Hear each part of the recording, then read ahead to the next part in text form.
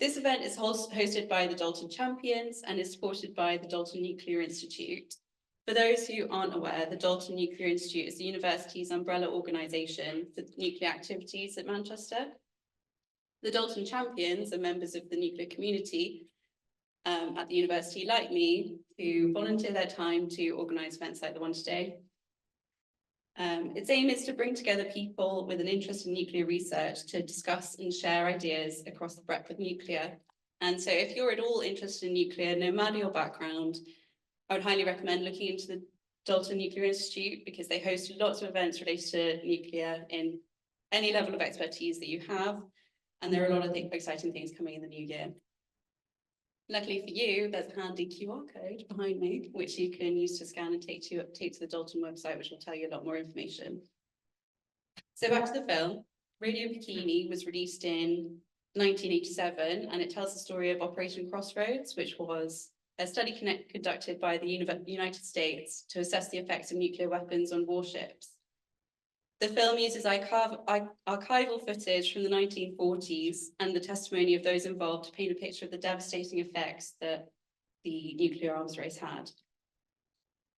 Today, we are lucky to have the director of the film, Radio Bikini, Robert Stone, who will be joining us remotely to answer any questions that you might have. So I would really encourage you to think and hold on to your questions till the end of the film so that you can ask Robert himself. This Q&A will be hosted by Simone Turchetti, who's a professor here at the University of Manchester, and he specialises in the historical study of science diplomacy with a special interest in nuclear weapons histories. He will be an excellent chair for the session and a great contribution to the Q&A. And just for your awareness, the Q&A will be recorded. So if you're not comfortable being on camera, then just, it's only the middle which will be shown. So just move over to the side after the film is done, and then you won't be in the shot. And so I think that's all I have to say. So without further ado, I'll stop talking and let the film begin. I hope you all enjoy.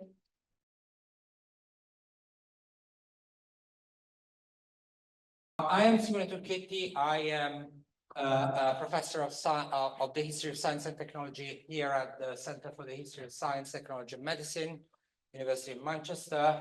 My office is just across the road in the Simon Building.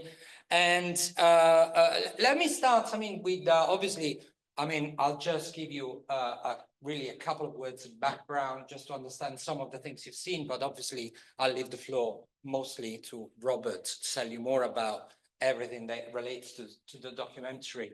But let me start with the words of James Forrestal, the Secretary of State for Navy, that you see describes what happened at Bikini with Operations Crossroad as something that was not really frivolous or casual. And these are very interesting words, because what happened was, to some extent, frivolous and casual.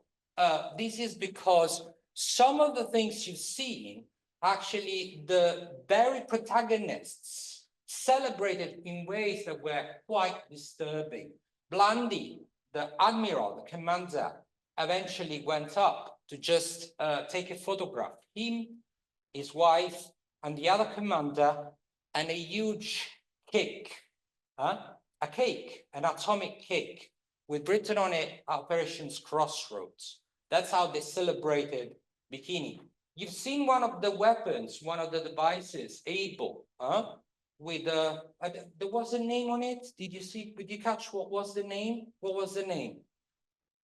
Not Gilda, Gilda, right? Gilda being the film from 1946, starring Rita Hayworth. And Rita Hayworth was actually stenciled too on the device. Imagine also the kind of gender connotation or something like that, right?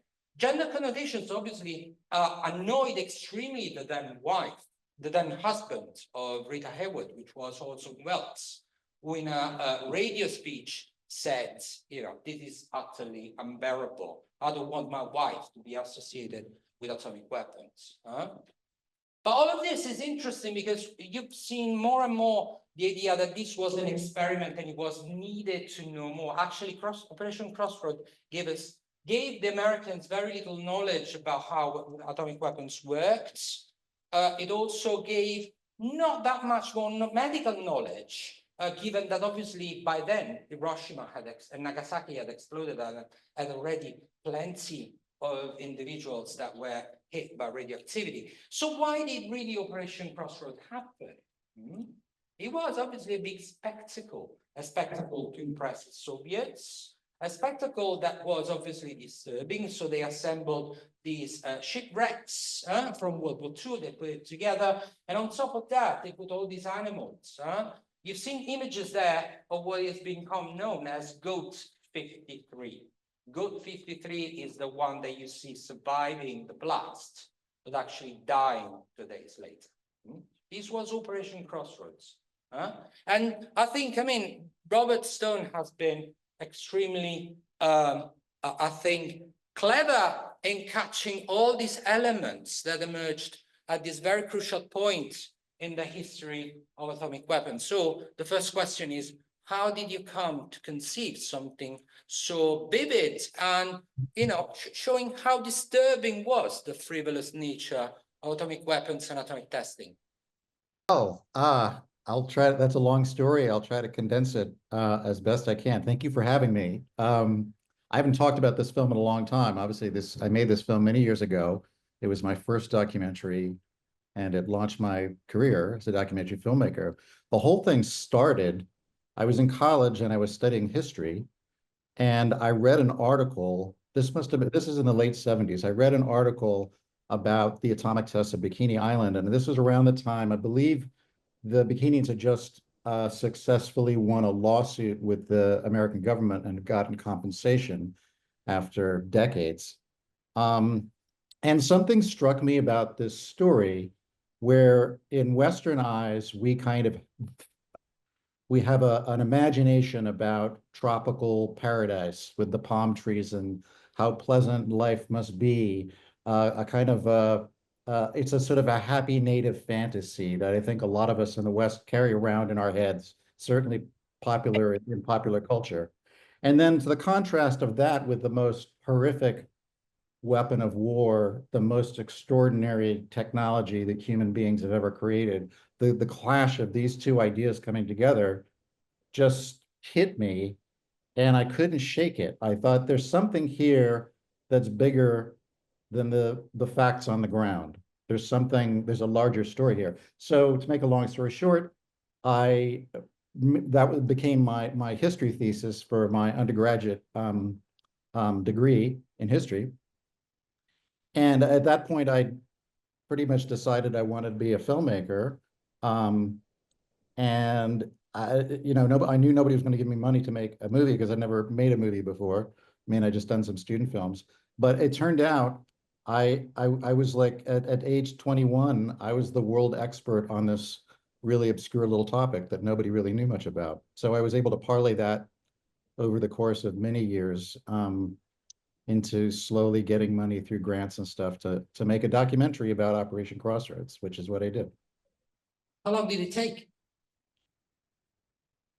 Well, it took 5 years. Yeah, it took 5 years. It was very, very difficult to get money and to sort the whole film out. To get the footage was very, very difficult, So most of the shootings are obviously original films recorded, I guess, from the American Army. So how did you manage to collect them, to put them together? Well, most of that material became available at the National Archives in Washington. Much of it had been classified. We got a lot of it through the Freedom of Information Act, which gave us access to additional classified material. But what was extraordinary as I started digging around through the index files in the National Archives, it was a gigantic propaganda event, and the US government utilized half the world's supply of motion picture film covering this event from every conceivable angle. And the news media were there, and 40,000 servicemen were out there, and they had in their mind that they were going to create this like ultimate propaganda film that was going to present the atomic bomb in this new light. Forget about Hiroshima, Nagasaki. It's just a bomb. It's a weapon. It's beautiful. It's just like any other weapon, just bigger. It's hard to know exactly where they were going with this, but it was clear that they wanted to present the United States as this all-powerful nation that had this unique power, but to get away from the darker side of what happened in Hiroshima and Nagasaki, which at that point, was not, there were no films. We didn't see that stuff. So that was the purpose. And then the whole thing, as we point out in the movie, the whole thing was a disaster. So they never made the movie. They covered it all up. They locked all this footage away in the National Archives until I got a hold of it. And put it together. So that's why, you have the slates and scene one, take one, all that kind of stuff. So it was just a great archival coup to run across all this stuff. So much of the story is obviously about the Bikinians. That is to say, the inhabitants of the Bikini atoll in the Marshall Islands. 1946, the Marshall Islands are the United Nations Strategic Trust Territory. It means that the United Nations has assigned it to the United States administration for the purpose of developing the island, making sure that essentially the Bikinians are able to develop their own economy. What the Americans do, they transform it in a testing ground. Operation Crossroad is the first of a series of about 20 tests that happen over a number of years. Obviously, what happens, you've seen it in the pictures, basically the Bikinians have been relocated by the Americans. They were supposed to be moved in another atoll. However, then the Americans start to test that any Wet'suwet'en atoll and is downwind. So they say, no, better you don't go there because it's radioactive. They moved them eventually to Kwajalein, but Kwajalein has not enough natural resources. So essentially, this is the story of a group of displaced people that remains displaced for a number of years. Only in 1967, they're allowed to go back to Bikini. And when they come back to Bikini, however, the Atomic Energy Commission of the United States discovered that actually the levels of radioactivity is still too high. They cannot stay there. And they are displaced again in 1975. So the kind of story you've seen represented in the documentary is actually a story of a permanent displacement of an entire population. And it's a story that today we tend to discuss in terms of nuclear colonialism, assimilating the experience of the Bikinians, for instance, the populations living in the Sahara deserts, those living in Nevada, those living near Novaya Zemlya in Russia, they were all hit by these massive nuclear tests. So the question is, how did you manage to meet with this Bikinian, who actually was an extremely important, if you did, I'm not sure, but it seems that was an interview you did with him, or was it? Structuring the film was I wanted to reach as wide an audience as possible and make it a human story. I interviewed a lot of veterans, not a lot, I mean, maybe 6 or 7 veterans of the tests, Americans. And I eventually whittled that down to 1 with the idea that 1 good witness is as good as 100. And I think that was a wise move. But obviously, from the very beginning, I wanted to get the side of the Bikinians in that too. But that was very difficult. First of all, I didn't have any money to go out there and find anybody. But so I got in contact with the attorney who'd gotten compensation for the Bikinians from the U.S. government. He was based in Washington, D.C., a man named Jonathan Weisgall.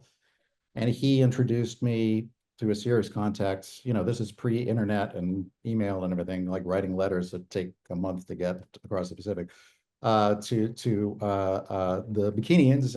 And they suggested if I wanted to do an interview, that their traditional chief, Kilon Bauno, would be great because he remembers the whole event of meeting the Americans when they came and being moved off, and he experienced the whole thing. And but then how do I get there? So I was a pretty good cinematographer, and I hired myself out to shoot another film in Kwajalein, another documentary. And as part of that process, they took care of my filming needs to interview Keelan, and then he became a central part of the whole story. But I was very intent. I feel like it would have been another movie to tell the whole story of the Bikinians. I was very intent on keeping it really focused on the Operation Crossroads test, because I think within that, the whole story is it's all there, right? So we have Keelan, then we have James. I mean, probably James is the character that really makes us realize how much. John Smitherman, yeah. John, not James, John. Was it John, the other guy, the guy that? yes, John Smitherman, yeah.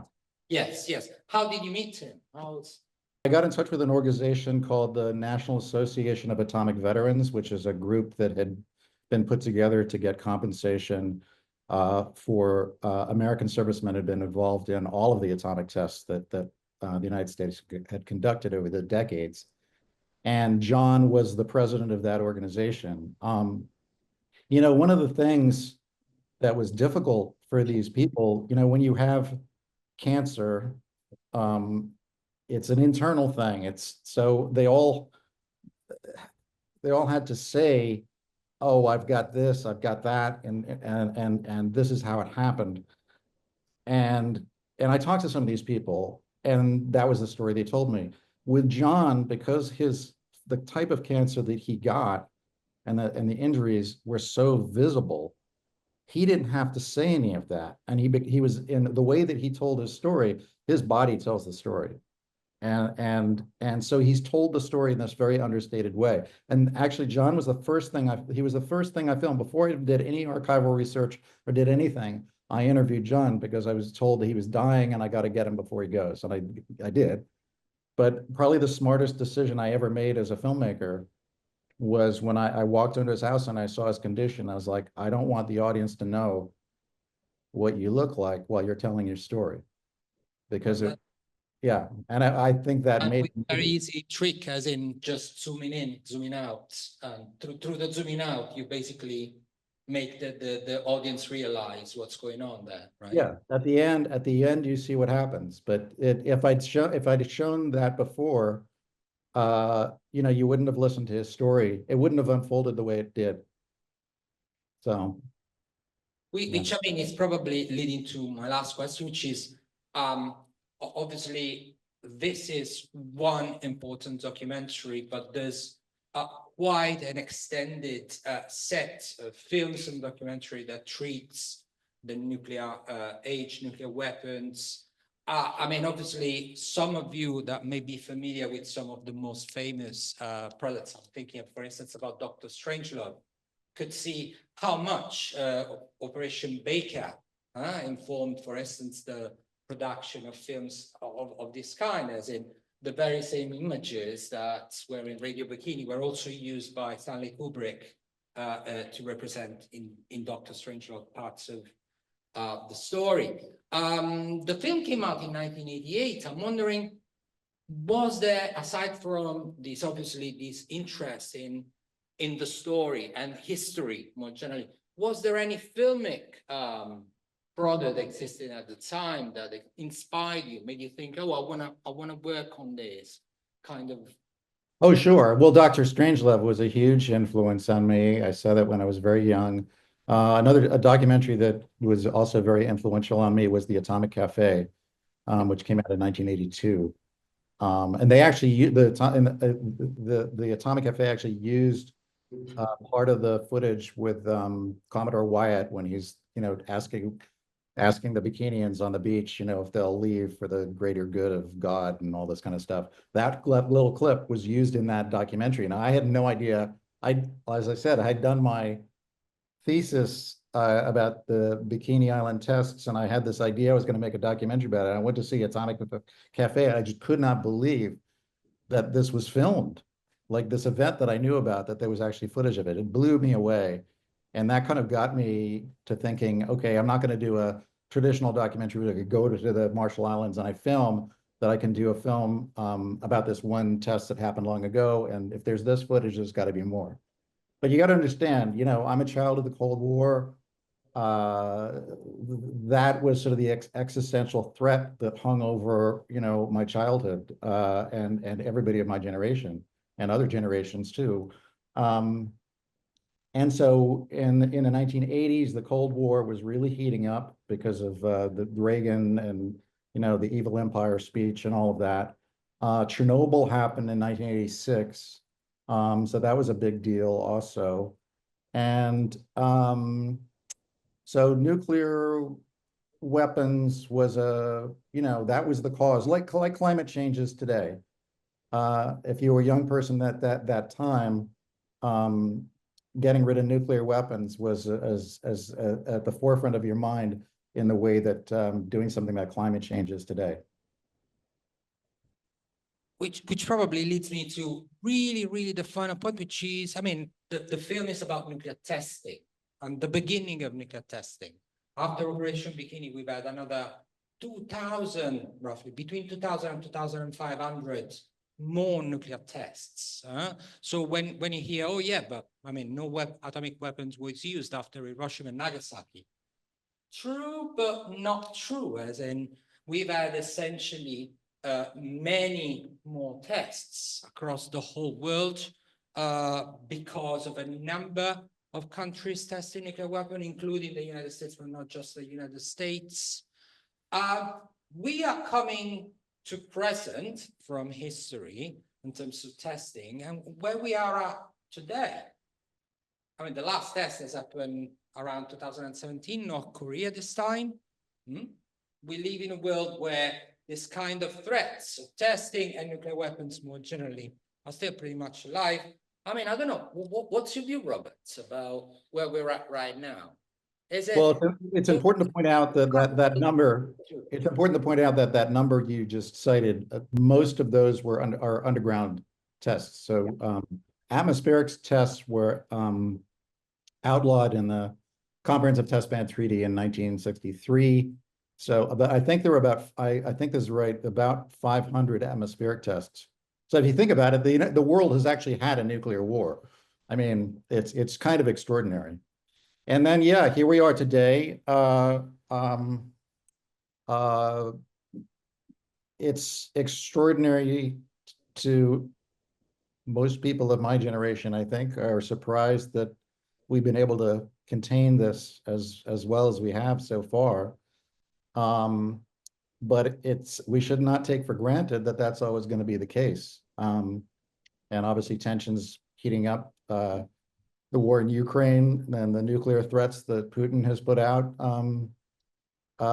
Yeah, we live in a very scary world, and we still have the ability to completely destroy human civilization at the push of a button. And then you throw in the possibility of AI being thrown into that, because one of the biggest problems and the biggest dangers with nuclear weapons is there's so little time to decide what you're going to do.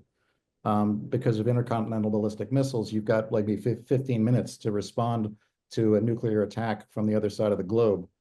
And so there's an incentive to take the human mind out of that and speed up the whole process with artificial intelligence, which is an absolutely terrifying thought. But and I know the United States and the Chinese have come to some agreement not to do that, but nobody's talking to the Russians. So no, it's a very scary world out there. And I think we thought we'd put this behind us at the end of the Cold War, and people stopped thinking about nuclear weapons.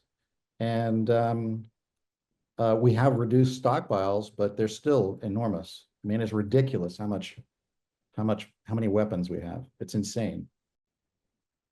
Indeed, and scary, and not frivolous at all. Not frivolous. I have about hundreds of questions, but obviously it would be unfair, right? So I'm wondering whether anyone from the audience would like to ask something. We start here. Thank you, Simone, and thank you, Robert, for a wonderful movie. So I've actually watched one of your other movies recently, Pandora's Promise, which is about nuclear energy rather than nuclear weapons. I kind of wanted to ask, what's your personal journey with nuclear energy? Obviously, having started making this documentary, which was heavily focused on the weapons program, and then Pandora's Promise, which for me had quite a favorable view of nuclear, and as we start to see a resurgence globally with the need for nuclear for meeting some of the climate change targets and things like that. What are your personal views and how they've changed over the years since making the documentary? Oh, that's a great question. I'm glad you asked that. Yeah, my film Pandora's Promise that came out 10 years ago was quite controversial in that it made the environmental case in favor of nuclear energy, and I profiled a number of high-profile environmental activists who'd been anti-nuclear their whole life, as I had been, and had recently looked into the technology further and had changed their mind 180 degrees to being passionately in favor of the technology as perhaps the only readily available means we have to really do something dramatic about climate change, which is an issue I care passionately about. A lot of people ask me, well, are you now like renouncing Radio Bikini or your views? And I always say, no, not at all. In fact, I was concerned about this, and I went back and looked at a bunch of interviews that I did back in 1988 after the film came out. And there's nothing I said back then that I would disavow now. There's a big difference between nuclear energy and nuclear weapons. And it took me a while to separate those two technologies. I kind of just put it all in one basket. And as a bit of a lefty, I kind of just went along with the program that being anti-nuclear was just part of a whole host of other issues that myself and other like-minded people kind of just assumed was okay. And but I changed my mind about it, and the more I looked into it, the more clear it became that that nuclear energy, as I pointed out in the film, it's the safest way we human beings know of to generate electricity, and is really the only technology that we have that could really thoroughly replace fossil fuels, and that our fear of nuclear weapons caused the environmental movement to make what is arguably the most catastrophic error in judgment in human history. I think it's not. Don't think this is hyperbole. In throwing all of it, sometime around in the 1980s, the environmental movement that came of age in the 1970s morphed into the anti-nuclear movement, and that being anti-nuclear became the focus of the environmental movement, and in many ways continues to this day. It's starting to change. Pandora's Promise opened the door to that somewhat.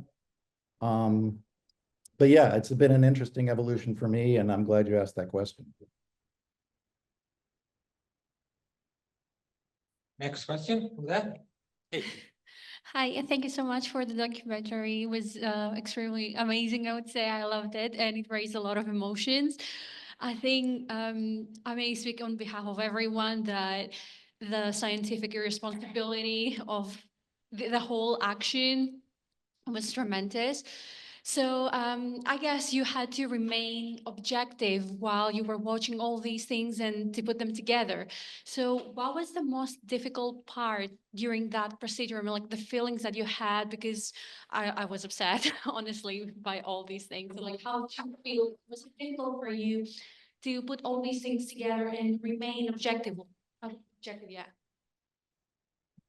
I'm not sure I remained objective. I did not want to make a polemic. I wanted to make a film that would raise the issue that I was addressing about nuclear weapons and hubris. To me, that's the key thing here. The thing that really sort of triggered my interest in this in the beginning is this sense that human beings have uncovered, as is said in the beginning of the film with President Truman, and he says, it is the harnessing of the basic power of the universe. That is what we have done. We have harnessed the basic power of the universe.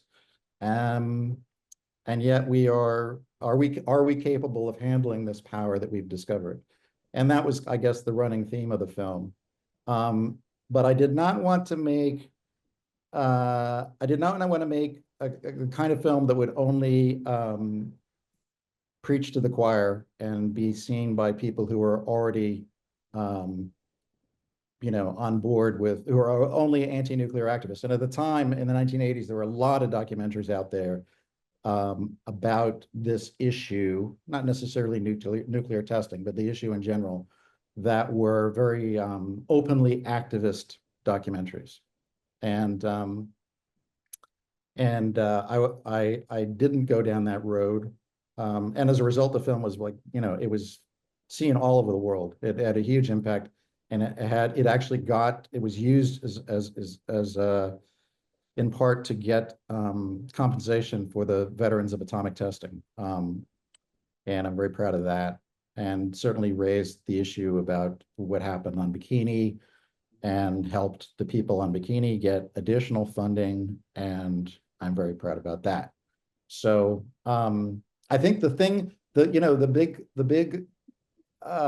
one of the biggest challenges that after the film came out, a lot of people in the anti-nuclear movement wanted me to put forth this idea that everybody involved in the atomic tests were guinea pigs, that they were used as guinea pigs, and that this was some vast conspiracy. And I said, no, I don't think that's true, because there would have been medical follow-ups on these people, and they never were. This was just a terrible.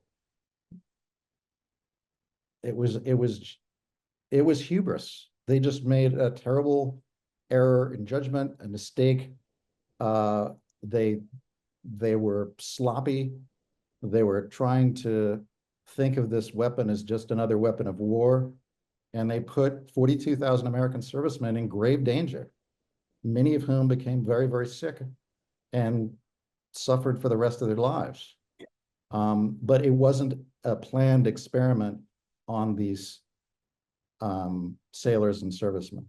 And a lot of people got angry at me for that, but that's what I believe is true. Thank you so much. May I ask a very quick thing? Yeah. So we've only seen a small fraction, like maybe a second or something, with Albert Einstein. Did you not manage to recover more scientists talking about that, or they didn't allow you to? Oh, you're referring to the archival piece where, yeah. No, I mean, there's nothing I wasn't allowed to do, or allowed to use, as it turned out. I mean, there were some strange things that happened. At one point, during the making of the film, I had uncovered, I'm talking about the color footage that's used in the film. I didn't cover all this like amazing color 16 millimeter film, but I didn't have enough money to get prints of it. In those days before digital and everything, you had to get a physical print. And so I went away and raised some money for this. And when I came back, it had all disappeared. This is out of the National Archives, right? This is very weird. I'm not a conspiratorialist, but this was very bizarre. And through some help with the head of the National Archives, the Motion Picture Division, they searched high and low, and it turned out that somebody had moved all this stuff and put it over in a corner unmarked and hoped that it would just disappear. I don't think that was a coincidence. But that was the only weird thing that happened. That it feared somebody didn't want me to do something. And a lot of stuff we had to do, Freedom of Information Act request, which I suggested earlier. But no, there's lots of footage. I didn't want the film to be all, scientists talking though. I wanted to focus it around John Smitherman and Keelan Bauno and their personal stories, because I thought that was the way to make a film. Films are about people, not things. So. Thank you so much. There was one here. I think with your previous description of what happened with the 16 millimeter film, you may have slightly already answered my question, but I was kind of wondering if, given the light in which your film sort of paints the actions or the carelessness, I suppose, of the US government and the US military during the testing, did you encounter much resistance to the release and distribution of the film? Like, was there much blowback because, the Americans, they portray themselves as being good guys when they have the bomb, right? And this is not always the truth. No, I never received any There was nothing like that. I mean, all of this footage was classified for decades. It had become unclassified in the natural course of things because I was classified for, 40 years or something. So it became available, and I found it, and then some of it disappeared. There was some stuff that was still classified. But no, the government there was never any response at all. Okay, interesting. I mean, I kind of wish there was. It would have been good PR. Yeah. Thank you very much. Over there?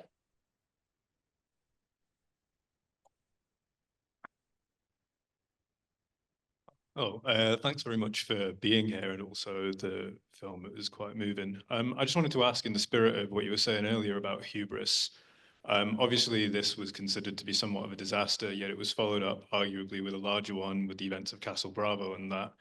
Do you get a sense that lessons have been learned by, I mean, either the wider populace or the US government, and if they are in fact the right ones, or the ones that we'd like them to have learned regarding the indigenous people, collateral, or I mean, really anything? One would like to think so, wouldn't one? I mean, the US government never did a test of this scale that was designed as a public relations stunt. The rest of them were done in relative secrecy, shall we say. And certainly not much was known about the impact on the indigenous population of the islands until Castle Bravo, as you point out, when the fallout from Bikini drifted over the islands. This was the first hydrogen bomb that was a lot larger than they had anticipated. And the cat was out of the bag when the fallout went over a Japanese fishing vessel that showed up in Tokyo Harbor, totally radioactive. And somebody had to explain what happened. And so that fallout also fell over the island where the Bikinians had been evacuated to in 1946. And yeah, that became a big public relations disaster, but it only was known because of this Japanese fishing vessel that got caught in the fallout. So there's a lot of stuff that just nobody knew about. Same thing happened in the Nevada tests as well. So I guess the lesson they learned was to keep these things quiet. Thank you. I think there's a further question that while we move the mic, just a couple of notes. Note number one, Castle Bravo at least had a resemblance of a scientific purpose, because that's the time when the Americans are moving from the A-bomb to the hydrogen bomb. So that there's a need to test this new kind of weapon, which has not been tested before. That's what makes, I think, Operation Crossroads even more problematic, because in 1946, the bombs that have been tested are essentially the same bombs that have been used in Hiroshima and Nagasaki. There's no technological advantage that comes from it. It's truly a disturbing spectacle in many ways. Second quick note, true that atmospheric testing ends for the United States, but I mean, talking about other indigenous populations, just a few years before the film Radio Bikini came out, the French were testing in Polynesia. And again, all sorts of consequences in terms of radioactive fallout, displacement of people, and more. Hi, Robert. Thank you for taking the time. In the film, there was videos which had interviews with sailors, and a couple of them said they were underwhelmed or disappointed with the tests. Obviously, it's clear afterwards, looking back, why it was a disaster, but it seems that even at the moment, there were people who kind of didn't think it went well. But from the videos, it seemed like it was pretty effective. And I was just wondering if you could unpack that.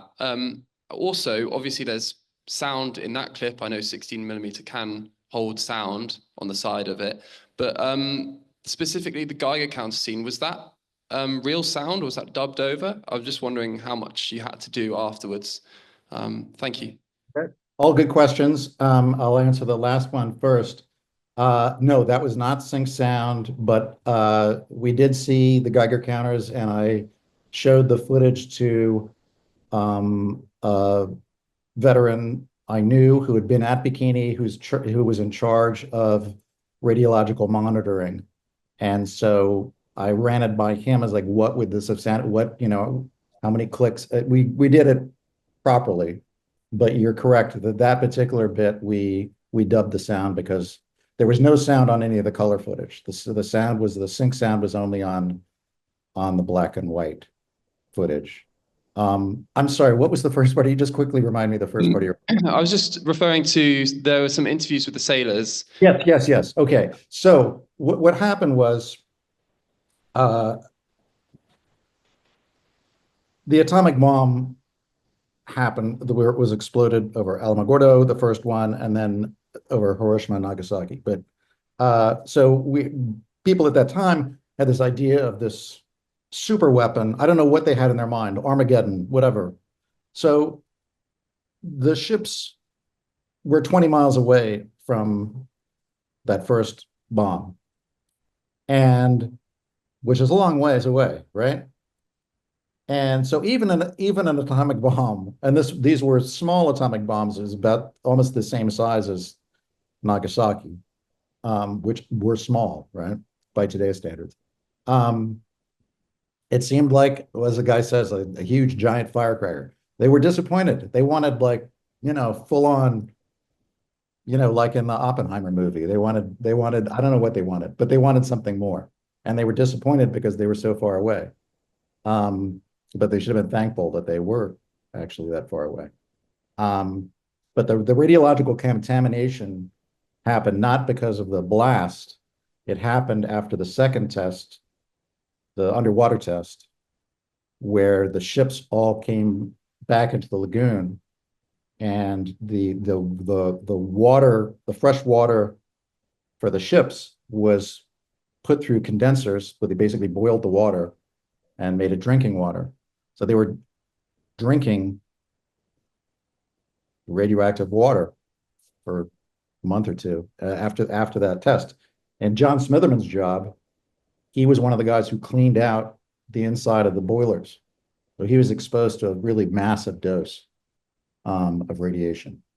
But the second test people were, because it was an underwater test, was much more dramatic. I mean, these are just human responses to a visual and sonic event that they were either impressed with or disappointed with. Thank you. Over here. First test was Operations Crossroad Able, 1st July 1946. Second test was Operation Crossroads Baker, which was the underwater one, 25th of July 1946. Hi, thank you so much for the film. That was so captivating. I want to know your thought process about two scenes. First, I think the zoomed out scene, which you had talked about. And another scene is when the bomb is exploding, you kept the song behind it, like as a background. So what was your thought process for both the scenes? I think these are questions for Robert. Yeah, we're going back a long way, the thought process of my editing 40 years ago. In terms of the bomb, well, I didn't want it to look the same as the first bomb. The first bomb's an explosion, fairly, done. You see it, you hear it, you kind of get the experience of what it was like to have been there, be you in the airplane or in the ships 20 miles away, or if you were, or what the cameras on the island saw, or what the sheep and the goats would have witnessed. So I had that. So why do it again? I wanted to do it the second time, do it more poetically, I thought. It's a Bikinian song. Their island is, that test really just contaminated their homeland. It really did. And they've never been able to live there again. So I just felt it felt right, just the change of emotion, that just to put it in a different light, that maybe you think about it a little differently. And then you asked me about the reveal shot at the end of yeah. Well, as I explained earlier, I thought from the moment I met John Smitherman, I could tell that the way he was telling the story to me was assuming that I was just seeing his physical condition. And he testified before Congress, and as I said, he was the president of the National Association of Atomic Veterans, and he was that way because he was such a good spokesperson, and he clearly was suffering so horribly from what had happened to him. So I was determined, I wanted people to hear his story without engaging in what happened as a consequence of that. But obviously, I had to reveal what happened to him. I mean, he talks about it. So when he talks about it, I pulled the camera back, and you see it. I mean, it's horrifying, But as I said, a lot of when people are suffering from this kind of exposure, or something happens to them, it could be all, mostly it's not something that you see. Most physical illnesses are inside your body. They don't manifest themselves visually. And so the person who has this, in order to explain what's going on, has to enunciate it and say, but John didn't. So to me, his story was, I don't think what happened to him was utterly unique. I mean, as I explained, he had a particularly bad job. If there's any error I made in the film, I remember I was in my mid-20s when I made it. There's any error I made in the film, it may have been in overestimating the number of people who suffered the way John did. There's no way to really know how many. I think his suffering was exceptional, but not unique. But I know, there's lots of other people who have witnessed atomic tests, who've lived, perfectly normal lives. I mean, even people who survived Hiroshima and Nagasaki, who have lived perfectly normal lives. And I think it was getting to understand the physical consequences of radiation exposure, and understanding the science of it, and speaking to a lot of experts about this, that was part of my evolution in coming around in favor of nuclear energy. So it's been a long life journey. Yeah. Thank you so much. Hello. I just want to first of all say thank you for the film. It was actually I really enjoyed watching it. Can I ask, is there any footage or any stories you had from, I think you said you mentioned that you spoke to 6 veterans, and you saw a lot of archive footage. Is there anything or any stories you could tell us that didn't make the final cut that you wish you could have added on, or you just didn't have the chance to put them in? Oh, wow. Yeah. I mean, this, as I said, I think I had 6 or 7 veterans. Most of their stories were pretty similar. We went out there, it was beautiful, it was paradise. We had a great time, and then watching the bombs and the radiation and then what happened to them after. It was all very similar. The guy I spoke to, David Bradbury, who was one of the radiological monitors there, his story was particularly interesting. He wrote a great book about it. But at a certain point, I remember, I would, as I was editing the film, I would show it to some friends, and one filmmaker I showed it to, who, was a very successful filmmaker, who I had a great deal of respect for. He said, Robert, one good witness is as good as 100. And I've taken that to heart my whole life, because he was so right. And in a matter of, a week or so, I took out all the other guys and I replaced it with John, because his story was their story, but his story was so great. And it also elevated Keelan story by just having the two of them. And, I think if I'd done it any other way, the film would not have reached the kind of audience that it eventually did. There's nothing, anyway, there were all kinds of things I could have added into it. I was very interested in the plans for outlawing nuclear weapons that were emerging, which you have a short scene on, but I could have gone deeper into that. There was a third test planned that was canceled. I think the other thing I should add, you were talking earlier about, why these tests even happened in the first place. It's kind of interesting. It's really inter-service rivalry. You're totally right that there wasn't really you didn't have to test the weapon. You already knew the thing worked. And then these were leftover weapons from World War II. But the Navy didn't have a bomb. So the Army Air Force, where we didn't have an Air Force per se yet. It was the Army Air Force. They had the atomic bomb. They dropped it on Hiroshima and Nagasaki. And but the Navy didn't have one. So the Navy wanted to test a nuclear weapon. It sounds like really stupid and trivial, but that's how the thing came about. And at the end of it, as far as I know, in 1946, at the end of Operation Crossroads, there was only one. The United States only possessed a single atomic bomb, and that was the third one they were going to test. And there was a national, total secret. And then they started building up, since the stockpiles started piling up after that. But this was all a big show to scare the Russians, to scare the world.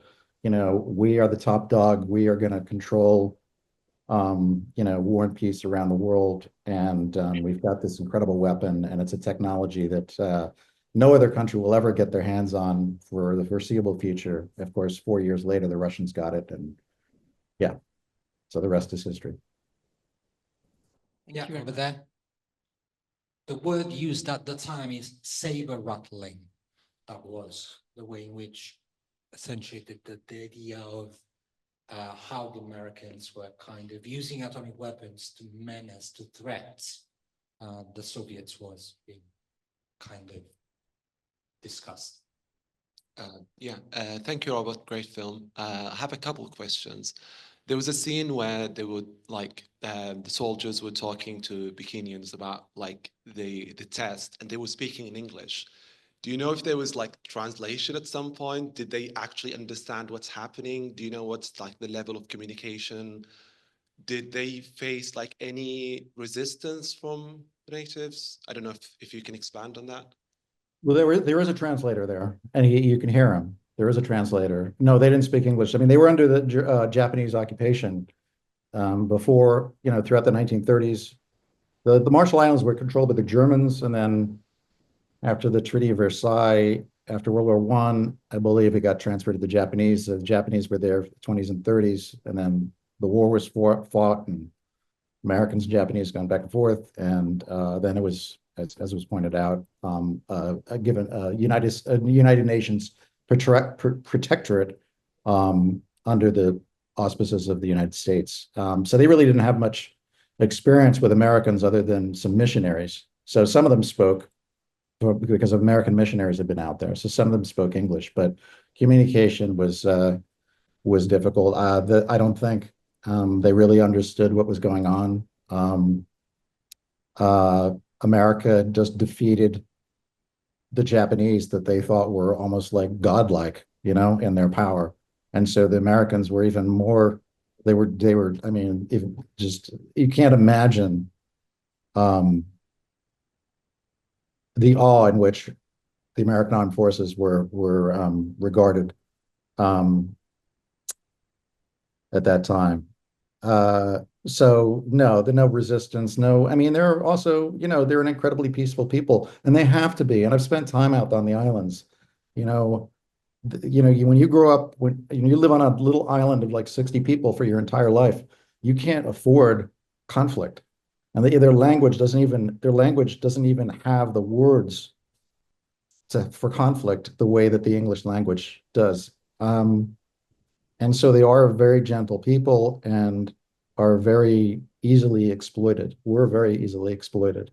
And that's one of the saddest saddest things about that. And you see that in that scene that they filmed. It's just, and again, take after take. This is just for consumption of Americans. Look, look how great we are. It's a very, very sad story, and it continues to this day. I mean, the situation of the people in the Marshall Islands is desperate. Now they're facing climate change. The sea level's rising. Who knows? Many of those islands are not going to be habitable for much longer. It's just, and who caused it? We did. Yeah, thank you. The second question is, the footage is very stunning. And what I find like very interesting about it is like it's like shot in a very celebratory kind of tone. And by just showing it on itself, it's very disturbing. So like there's a big shift like from the time that it was shot to now in like the public perception. So I thought that shift happened after Hiroshima, but this was shot like a year after, and it's still like shot in a very celebratory kind of way. So when do you think the shift actually happened? Is it when the Soviets got atomic weapon and then now we're scared, so atomic weapons is bad now? So when did like the public perception change? Well, that's an interesting question. I mean, there's the footage is kind of laced with internal irony, right? I mean, here you have, it's clear they're testing atomic weapons. It's not going to end well. We know that. But as you said, it's like just a big party. And the idea of the people who are making the film was this is going to be a great celebration of American power. So we, in a contemporary audience, look at this stuff through the lens of our own personal experience, and we see the irony that's built into this, that those who were filming it at the time or conceiving of this big propaganda film that they were planning could not have imagined, because we know how it all turned out. And it's like looking at a commercial made in the 1950s for like Marlboro cigarettes or something. Like, look, I'm a doctor and tobacco is good for you. It was like, there's a certain, you can't get away with that now. Thank you.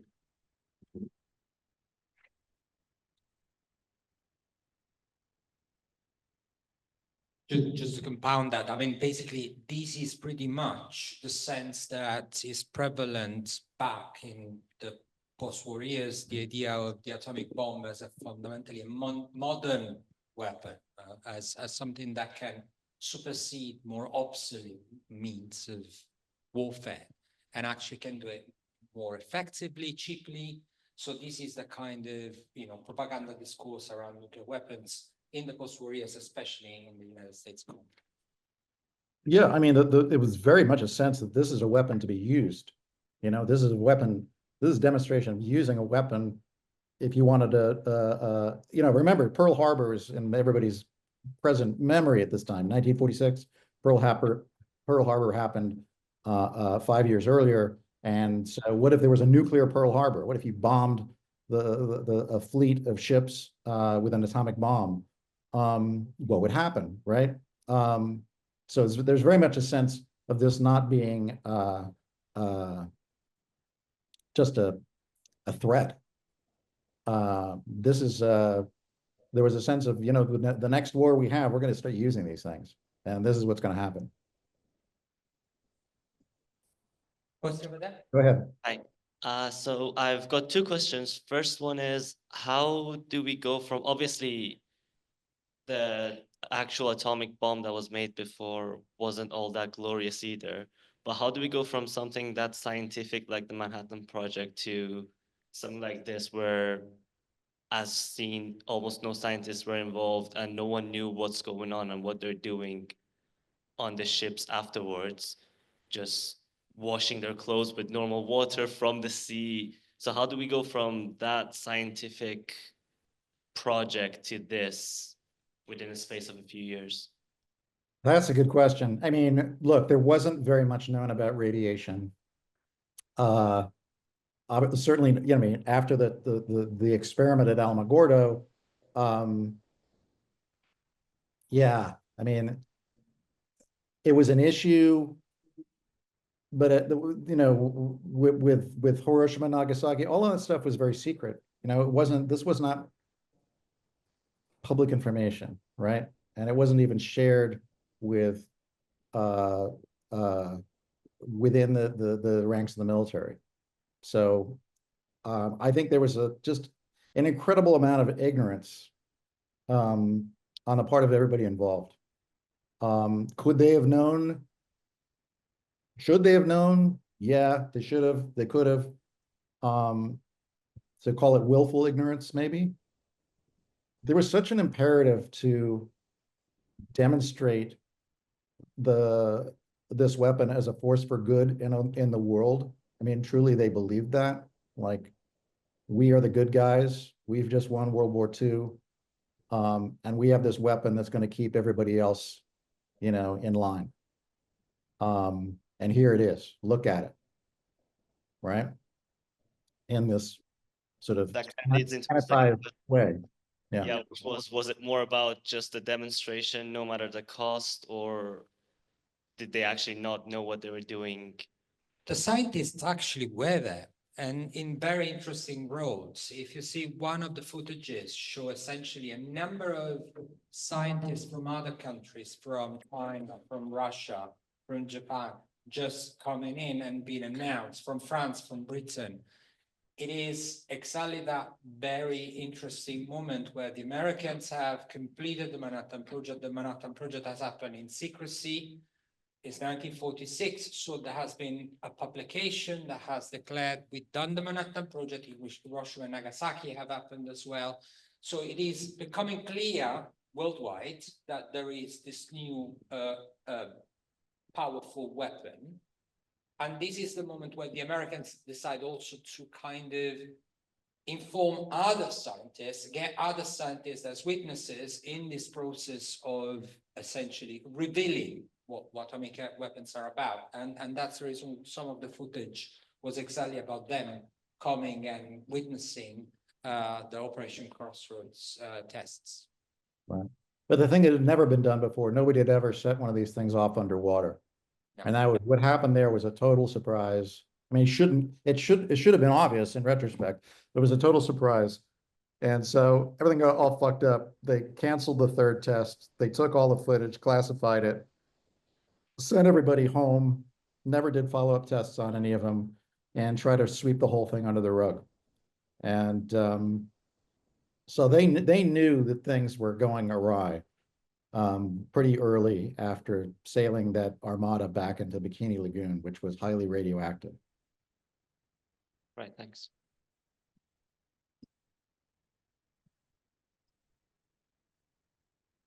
So I know you said before that you didn't think that the soldiers were guinea pigs. Do you think that the people higher up knew the effects of radiation? I know obviously it wouldn't have been as advanced, but do you think they knew that the radiation would slowly kill them, or was it just something that they withheld from the soldiers? Well, clearly, as I just said, they clearly didn't want to do another one, and they hightailed it out of there. So yeah, they knew what was going on. I don't think anybody knew the long-term effects of radiation at that point. And in terms of them being guinea pigs or not being guinea pigs, you'd think, I mean, if the servicemen, and there were some women there too, as you saw, were guinea pigs used to see what the effects of radiation were on human beings, there would have been follow-up tests, and that, you know, they would have followed them somehow, either secretly or not, and there wasn't.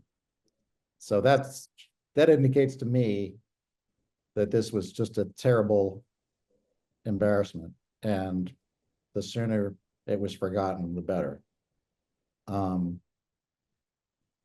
Yeah. Just out of curiosity, 1948 tests at Nevada deserts, actually they wanted to actually know how the soldiers would react in case of an explosion of an A-bomb, and they made them run towards the testing ground towards ground zero, just essentially to kind of figure out how they would operate in a war theater where nuclear weapons are exploded. So these are not guinea pigs proper, but eventually there are other cases of guinea pigs proper being tested as soldiers on war theaters where nuclear weapons are exploded.